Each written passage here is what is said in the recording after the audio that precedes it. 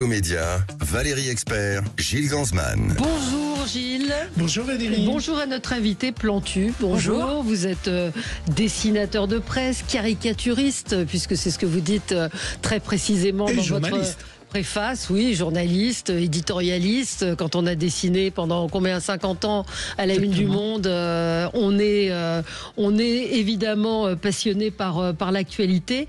Le livre que vous publiez, comme chaque année, chez Calman Levy Graphique, qui passe en revue cette année, l'année écoulée, celui-ci s'appelle Média Culpa, donc ça tombe bien puisqu'on est une émission média.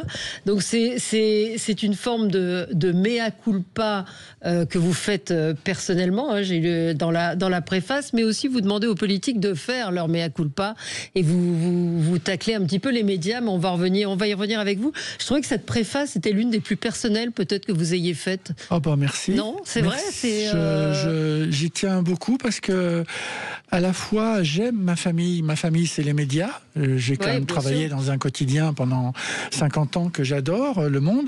Et puis en fait j'ai vu quand même les petites choses qui pourraient être des dérives qui font que souvent le marketing il passe avant la ligne éditoriale. Et là je me dis, là il y a une question à se poser. Et puis je voudrais que ce livre permettre aux électeurs et aux lecteurs de se réconcilier et avec le monde politique et se réconcilier avec le monde médiatique. Parce qu'ils disent toujours la phrase « Ouais, les médias, c'est une bande de ceci, cela. Les politiques, c'est une bande de ceci, cela. » Alors qu'ils rêvent tous d'être journalistes ou d'être des politiques. Et moi, je trouve que dire « bienvenue au club », et si on peut réconcilier les Français avec les médias, les Français avec les politiques, je trouve que ce serait le début d'une amorce de conversation. Oui, enfin, quand vous parlez de dérive, c'est une dérive importante, c'est une dérive profonde, en particulier des chaînes d'infos, des spécialistes. Vous dites pourquoi tant de faux experts, de spécialistes de la spécialité, tout simplement parce que le besoin de nourrir les chaînes d'infos en continu n'incite pas à la prudence et il leur arrive pour meubler d'inviter en direct des personnes qui ne sont tout simplement pas compétentes. J'ai connu moi une chaîne LCI qui avait des émissions spécialisées, justice, des émissions diverses, et aujourd'hui on est effectivement uniquement des chaînes de débat. J'ai commencé, j'étais je crois une des premières à faire ça, mais des débats de non spécialistes. Exactement, et moi des fois gogo, parce que je suis gogo français de base, parce que des fois je me dis, voilà, comme par exemple je le dis dans le livre, je reprends un dessin où je fais Poutine en train de se tirer une balle dans le pied, mais c'est parce que tout le monde nous a dit en 2023, en février 2023, il s'est tiré une balle dans le pied. Mais après tout, moi je répète, moi j'y connais rien. Et puis finalement, il y a eu des milliers et des milliers de morts. Pour quelqu'un qui se tire une balle dans le pied, je trouve qu'il s'en sort pas trop mal. Et c'est navrant, parce que moi j'attends avec beaucoup d'impatience qu'il soit un jour jugé par la justice internationale. On n'est pas obligé d'aller si loin. Hein. Vous écoutez les journaux il y a une semaine et demie. C'était des grands spécialistes qui avaient cambriolé le Louvre. C'était des génies. C'était Arsène Lupin. C'était toute une organisation qui était derrière ça. On avait des interviews sur les reventes de bijoux, comment ça pouvait être revendu. Puis on s'aperçoit en fait que c'était 2-3 personnes un peu qui ont été au petit bonheur la chance, quoi. Oui, recrutés sur les réseaux. Exactement. Et si on suit les journaux il y a 15 jours, on imaginait un grand gang, quoi. On a même pensé que c'était la Russie. Oui. Et disons même que, allez, on n'a qu'à dire, oui, on nous a un petit peu embrouillés. Mais si 3 semaines après, on dit, bon, écoutez, voilà, on a dit ça, je vais vous dire, on a invité tel soi-disant spécialiste qui nous a dit connerie sur connerie. Jusque-là, moi, ça me parle. Moi, ça m'irait, jamais, ça. Vous le savez, ça. Oui, mais justement... Il n'y aura jamais de mea culpa, d'où le titre de votre livre. Eh bien, justement, c'est pour ça que grâce à vous, Gilles, grâce à vous, Valérie, on va faire un tome 2 de mon Média Culpa, parce que j'y mettrai, si vous voulez bien, 10 lignes de vous, pourquoi vous êtes fier de travailler à Sud Radio, pourquoi vous êtes voilà, et pourquoi oui, c'est vrai, en 2018, j'aurais peut-être dû éviter de dire telle ou telle chose. Les journalistes et de se dire, et moi, ce tome 2, il sera encore plus passionnant de le présenter comme ça aux lecteurs et puis aux amoureux du journalisme. Parce qu'en fait, les Français sont amoureux des journalistes, ils ne le savent pas. Ouais. Et c'est ce qui est en train de se passer aussi avec le nouveau maire de New York, Mamdani, où on ne regarde pas tellement plus loin que les apparences. Vous avez raison, mais alors moi, dans ces cas-là, quand je connais pas bien le sujet, parce que le gars, il y a 15 jours, je n'avais jamais entendu parler et j'ai tort, mais quand on me dit qu'il a le soutien d'Obama, je me dis, oh là, parce que c'est vrai qu'on me cite le pogrom, ce qu'il a dit sur le 7 octobre, je me dis, oh là, c'est vrai. Et à la fois, le gars est soutenu par Obama. Donc, dans ces cas-là, oh là, je ne touche à rien. Je regarde, je fouille un peu, et puis j'essaye de voir si effectivement c'est un bidon ou pas. Et à ce moment-là, je fais mon dessin. Il y a des choses où c'est plus facile de dire, il faut aller voir plus loin. Mais d'autres où on prend pour argent comptant ce que disent ces spécialistes. Exactement. Et comment vous allez le dessiner ? Ce nouveau maire qu'on déjà j'ai la bobine, il est sympa à dessiner. C'est vrai, il a déjà dessiné. Non, j'ai déjà. Je vais vous dire comment je travaille. C'est que il y a une manière de piger par la photo ce qu'on va en retenir. Et il y a des photos qui ne m'intéressent pas du tout. Et là, j'ai repéré une photo de lui. Je me dis, oh, ça c'est pour moi. Et donc, j'ai plus qu'à retravailler à partir de cette photo. C'est génial. Le zapping de Gilles. Sud Radio Média. L'instant zapping. Il était presque 19h quand Noémie Coller a reçu l'appel du Quai d'Orsay annonçant que sa sœur n'était plus dans les mains de ses geôliers mais en sécurité. Cécile Coller et Jacques Paris ont donc retrouvé la liberté après 3 ans de détention en Iran. Il y a quelques semaines seulement, Noémie Coller, la sœur de Cécile Coller, alertait sur leur santé. Jacques Paris venait de passer 4 mois à l'isolement. Ils n'ont pas de livre, ils ne peuvent sortir que 2 à 3 fois par semaine dans une cour absolument minuscule dans laquelle ils peuvent à peine voir la lumière du jour. Jacques, il dit « je regarde la mort en face ». Cécile a dit clairement « on ne peut plus attendre des mois, c'est impossible, on est arrivé au bout de ce qu'on pouvait supporter. Aujourd'hui, il faut nous sortir de là, tout de suite ». Les 2 Français ont notamment été détenus un temps dans la terrible prison d'Evin, dont une partie était ciblée par Israël en juin dernier. Ils ont ensuite été transférés dans un lieu inconnu. Le régime demandait, en échange de Cécile Coller et Jacques Paris, la libération d'une Iranienne détenue, mais pas encore jugée en France pour apologie du terrorisme et propagande pour le compte de son régime. On ne sait pas les conditions de la libération de Cécile Coller et de Jacques Paris, mais Emmanuel Macron parle de première étape, fait part de son immense soulagement et précise qu'ils sont en route pour l'ambassade de France à Téhéran. C'était donc hier soir dans C'est à vous. Entre-temps, évidemment, Emmanuel Macron a demandé la liberté entière, car pour l'instant, ils sont à l'ambassade et ils n'ont pas l'autorisation de sortir du pays. Il faut le préciser. Quand on dit qu'ils sont en liberté, ils sont en liberté dans l'ambassade et ils ne sont plus aux mains de leurs geôliers. Les Français n'ont jamais autant épargné, que ça soit en cash, sous le matelas. Vous avez de l'argent sur votre matelas? Non, si je même pas. Matelas. Même pas. Ou dans les banques, mais alors devant l'incertitude économique, alors je ne sais pas si ça vous impose, ça vous donnera un dessin à faire, mais les Français ont décidé d'investir dans des projets humains, comme l'histoire de Duralex qui devait fermer, et cette histoire est vraiment formidable. Reportage dans le Trésor de TF1. La verrie Duralex appartient à ses salariés. La plupart des machines sont vétustes, il faut 5 millions d'euros pour tout moderniser. Ils ne sont pas allés voir leur banquier pour débloquer cette somme, mais ont fait appel aux Français. Depuis hier, chacun d'entre nous peut investir à partir de 100 euros dans l'entreprise. En 5h45 minutes, on a levé les 5 millions. Donc on n'en revenait pas. Si on n'avait pas eu ces 5 millions, au lieu de retourner l'usine en 3 ans, il nous aurait peut-être fallu 7 ans. Et 7 ans, on n'aurait pas tenu financièrement. On serait croulé. 21 000 participants se sont engagés à investir. Le placement promet un taux de 8%, presque 5 fois celui du livret A. Aujourd'hui, un Français, il met sur un livret. Là, il sait où il va mettre l'argent. Il va le mettre dans de la coupe, il va le mettre dans des machines d'emballage, il le met dans une usine. Ce soir, les promesses d'investissement culminent à 18 millions d'euros. Seuls les premiers inscrits pourront donc participer au projet de l'entreprise, qui n'a besoin que de 5 millions. Le reste sera refusé. Et voilà. Oui, c'est trop tard pour investir, Valérie, 5 millions, mais pas plus. Je trouve que c'est une très belle histoire d'une entreprise. Ils ont récolté 12 millions. Ouais. une entreprise qui devait fermer, et puis d'un seul coup, les employés ont sauvé leur outil de travail, et désormais, ils vont pouvoir investir dans de nouvelles machines. C'est formidable. Ça me rappelle en 73 les LIP qui avaient sauvé les fabricants de montres. Vous vouliez revenir sur Jacques Koller oui, parce que il est de bon ton depuis au moins 2 ans de dire qu'on est dirigé par des nuls et dire que le Quai d'Orsay n'a rien foutu. Je ne connais rien de ce qu'a fait le Quai d'Orsay, mais moi je les connais bien parce que j'ai la chance de pouvoir faire des rencontres, des expos, des échanges avec des dessinateurs du monde entier qui sont des fois dans des conditions, je pense à Moscou il n'y a pas longtemps, ou en Éthiopie il n'y a pas très longtemps, et je rends compte à quel point le Quai d'Orsay, les ambassadeurs, les conseillers culturels font un boulot de dingue.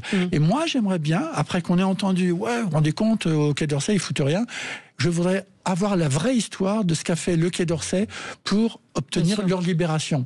Et vous voyez, nous, quand à Cartooning for Peace, l'association que j'ai créée avec Kofi Annan, quand on essaye de libérer, et on y arrive très souvent, une dessinatrice ou un dessinateur emprisonné, mais on passe par qui? On passe par l'ambassadeur, on passe par l'ambassadrice des droits de l'homme, dont on est très fiers, parce que tous mes copains dessinateurs, dessinatrices du monde entier me disent, mais comment tu fais? On a une ambassadrice des droits de l'homme, et quand je la dérange 3 ou 4 fois par an, elle sait que c'est pas pour c'est du sérieux.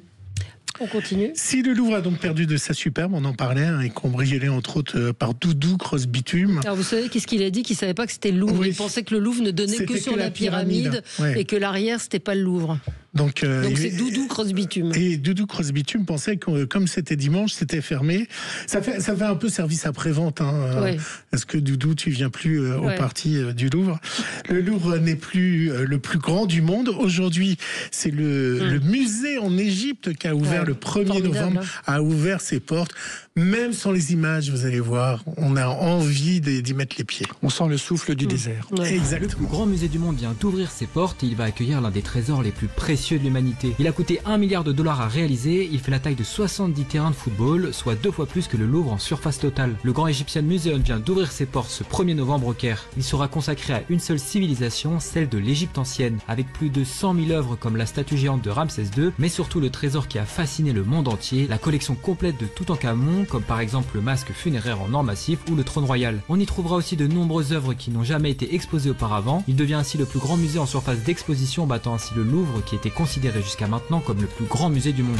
C'est le fameux masque de Toutankhamon qu'on voit dans plein de publications ou autres, et ben là vous pouvez le voir en vrai, il est exposé dans ce musée au Caire. En vrai, et je me rappelle qu'à chaque fois que je suis allé en Égypte, j'ai eu la chance de visiter évidemment les pyramides, et que j'ai visité avec Jean-Yves Empereur et Jean-Pierre Cortelgiani, les grands spécialistes de l'égyptologie, et il me racontait, il me traduisait ce qui était sur les fresques des anciens Égyptiens, et je trouve ça formidable. Et je n'oublie pas que mes copains dessinateurs égyptiens étaient choqués que les dessinateurs danois aient osé, vous voyez, dessiner le prophète dans leur dessin à Copenhague. Et je me suis dit, voilà, il y a un gros boulot à faire d'essayer de faire des passerelles entre les cultures pour qu'on puisse essayer de se respecter les uns les autres. Alors, la 15e saison de The Voice va bientôt arriver. Ça sera la dernière pour Florent Pagny. Et Florent Pagny qui a expliqué un beau geste, je trouve. Il explique qu'il refuse depuis toujours de faire le Stade de France, car il considère que le prix des billets serait trop cher pour les familles. Et donc, je trouve qu'à notre époque, refuser une manne d'argent, c'est assez étonnant. Oui, et je trouve que avoir ce genre de... Faut fouiller dans ces genres de conversations, parce que faut se dire, est-ce qu'il n'y a pas une autre raison? Mais si c'est la bonne, elle est séduisante. C'était sincère. On lui a proposé plusieurs fois de faire le Stade de France, mais il dit qu'à un moment où le niveau des prix des billets, lui, veut pas y aller. Je comprends. On l'écoute. T'aimer encore, j'ai l'attente de la mort. Je veux t'aimer encore. Voilà, c'est son dernier titre. Et on se retrouve dans un instant avec Plantu pour Media Culpa, paru chez Calman Levy. Cadeau de Noël idéal. À tout de suite. C'est fait pour un petit peu. Sud Radio Média, Valérie Expert, Gilles Gansman. Sud Radio Média, L'invité du jour. L'invité du jour, c'est Plantu, caricaturiste, et non pas caricaturiste, aussi, hein. éditorialiste, journaliste. Pendant 50 ans, vous avez dessiné, raconté l'actualité à la une du Monde en un dessin. On dit parfois beaucoup plus qu'en un long article. Tous les ans, vous publiez l'année passée en revue. Cette année, Média Culpa paraît chez Calman Levy Graphique. Et c'est, je vous le disais, un livre, je trouve, en tout cas dans l'introduction très personnelle, vous vous interrogez sur le rôle des médias et sur le fait que on raconte pas mal de conneries, de fake news, oui, ou de non-spécialistes qui commentent l'actualité, et que vous-même vous tombez dans le panneau. C'est ce que vous racontez. C'est assez. Et je me souviens, oui, à l'époque de Jean-Paul II, je me souviens que sur M6, ils avaient dit que Jean-Paul II était en train d'enregistrer un clip avec Plastique Bertrand. Ouais. Je vais voir la fille du culturel, je tombe sur une stagiaire au journal, et elle me dit oui, si, tu peux y aller. Donc moi je me dis ça y est. Et non seulement j'ai fait mon Jean-Paul II en train d'enregistrer un clip, mais en plus j'ai demandé à la rédaction en chef. Je leur dois énormément parce qu'ils ont toujours eu confiance en moi. Et je leur ai demandé d'écrire en dessous Jean-Paul II enregistre un clip avec Plastique Bertrand. Ils l'ont fait, publié à 500 000 exemplaires à la une du Monde avec mon dessin. Et c'était une énormité. À l'époque, il n'y avait pas les réseaux sociaux. C'est ce que vous dites. Donc, voilà. Donc vous n'avez pas fait le buzz Non. Et c'est passé comme lettre à la poste, alors que c'était n'importe quoi. Oui, voilà. Et c'est pour ça que je dis, il faudrait que les médias, c'est pour ça que j'attends avec impatience de faire un tome 2, grâce à vous et grâce à d'autres journalistes, pour qu'on puisse à la fois dire, voilà, pourquoi je suis fier de travailler à Sud Radio, voilà, et pourquoi en 2018 ou en 2015, j'aurais peut-être pas dû dire ça. Mais parce que le vrai débat, c'est où se trouve la vérité. Et aujourd'hui, la vraie question, c'est qu'est-ce qui est vrai, qu'est-ce qui est faux. Aussi bien dans ce que les journalistes font ou les journalistes disent, parce que des fois ils peuvent être impliqués ou avoir des intérêts pour en parler, et puis parce que on voit des photos, on voit des influences sur les réseaux, et moi je suis un peu perdu dans ce monde-là de savoir qui est vrai, qui est faux. Et moi-même, d'ailleurs, je vais vous faire un mea culpa en direct. Hier, il y avait l'anniversaire d'une chanson de Queen, et tout le monde a retweeté une vidéo. Et moi, j'ai cru que la vidéo était récente, donc j'en ai parlé dans mon zapping. En fait, c'était une vidéo qui datait de cet été, mais la vigilance de Valérie est intervenue juste après mon zapping. Mais vous voyez, moi-même, je me suis fait avoir parce que j'ai regardé, et comme c'était en lien à l'anniversaire, et donc aujourd'hui, où est la vérité? C'est pour ça que moi j'aime aussi aller dans les écoles de journalisme, aller parler de qu'est-ce que c'est qu'un micro-trottoir, où on voit bien que de plus en plus les micro-trottoirs c'est fait pour faire plaisir au gars qui tient la caméra, et pas pour que la personne, le citoyen de base, se fasse filmer pour dire ce qu'il a vraiment dans le cœur. Il a compris que en gros Macron il est nul, très nul, ou vraiment archi-con. De toute façon, on interviewe 15 personnes pour en garder 6. Qui sont celles que voulait le journaliste avec son micro, et sa caméra à l'épaule. C'est la négation du journalisme, le micro-trottoir. C'est ce qu'on enseigne pourtant dans certaines écoles. Et là, je me dis, il y a un gros problème. C'est pas difficile. Une fois qu'on a compris que nous, on est sur Terre, il y a les nuages. Sur les nuages, vous mettez Jésus-Christ, Moïse, Mahomet, je sais pas quoi. Au-dessus, il y a le marketing. Et la ligne éditoriale, elle est en bas avec nous. Et faut juste ramener, en tirant une grosse ficelle, ramener le marketing avec nous, parce que le marketing, je suis pas du tout contre, c'est une bonne chose, mais il faut que le marketing soit après la ligne éditoriale, et c'est pour ça que j'ai fait ce bouquin, pour qu'on puisse un jour enfin réconcilier les Français avec les médias. Quitter X ou pas, ça fait partie des sujets que vous évoquez, parce que X et les réseaux sociaux, oui. C'est marrant, parce que je viens d'être supprimé de Facebook hier, parce que j'ai dessiné le président chinois en train de s'envoyer une des poupées de Chine devant le BHV, et ça l'a pas plu, et ils ont écrit ça n'a pas plu à notre communauté. Alors je ne sais pas si leur communauté c'est les Chinois ou les pédophiles. Ah oui, c'est une bonne question. C'est incroyable. Mais vous avez... Je viens d'être supprimé il y a 24 heures. Mais vous avez remarqué une évolution aussi dans dans l'acceptation, dans l'humour. Il y a le second degré, on l'évoquait hier. On s'en sort quand même. Faut être plus malin que les soucieux, les sourcilleux qui vont essayer de vous dire oui, mais vous pensez que peut-être. Non, les artistes, ils arrivent toujours. Moi, j'arrive gros à m'en sortir. Oui, tout mais le temps. Vous racontez par exemple que vous dessinez les Chinois en jaune, comme les blanchisseurs de Lucky Luke. Et que ça offensait les Chinois. Mais ça, je donc l'entends. vous avez décidé de retirer la couleur jaune. Mais évidemment, et c'est drôle parce que on a vu une image de Trump saison 1 avec le président chinois, et il dit mais il paraît que vous avez une civilisation qui est vraiment depuis plusieurs siècles. Alors le président chinois il dit bah oui quand même, et d'ailleurs nous on a une civilisation, on était jaune dans les dessins, et c'est le président chinois qui dit ça à Trump saison 1. Alors, comment faire pour ne pas être de parti pris quand on dessine un dessin? Parti pris, moi j'assume le parti pris. Moi c'est, par exemple, j'ai un chapitre sur l'après drame du 7 octobre. Je prends un parti, c'est-à-dire je prends le parti de soutenir les victimes du 7 octobre et de soutenir les Palestiniens, dont je souhaite un jour qu'on puisse enfin faire un État viable. Mais moi, le fait de faire les deux mais reproché, parce qu'on on me reproche de dire oui, mais le drapeau israélien, faut pas le mettre dans le dessin.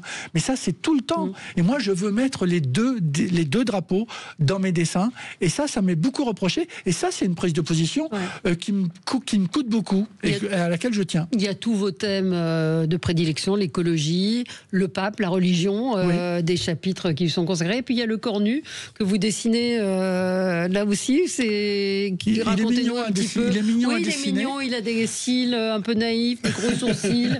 Oui, mais alors, je l'ai vu l'autre jour à l'Assemblée nationale, il a utilisé des mots.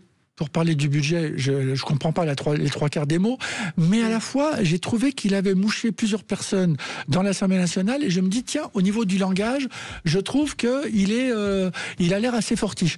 En tant que dessin, et le dernier dessin en 4e de couverture avant, c'est, si vous ouvrez la 4e de couverture, vous y verrez un petit le cornu qui dit « Je ne fais que passer ». Et c'est drôle parce que je l'ai fait imprimer. Le bouquin, il sort aujourd'hui en librairie, mais je l'ai imprimé il y a 3 semaines, et je pensais que une semaine ou 3 semaines après, il serait déjà plus là. Il est toujours là. Formidable livre, en tout cas, ce que je disais, idéal cadeau de Noël, parce que je pense que tout le monde se régale de vos dessins qui permettent de réviser les fiches. Et qui permettent, parce qu'on a oublié, figurez-vous que j'avais oublié François Bayrou.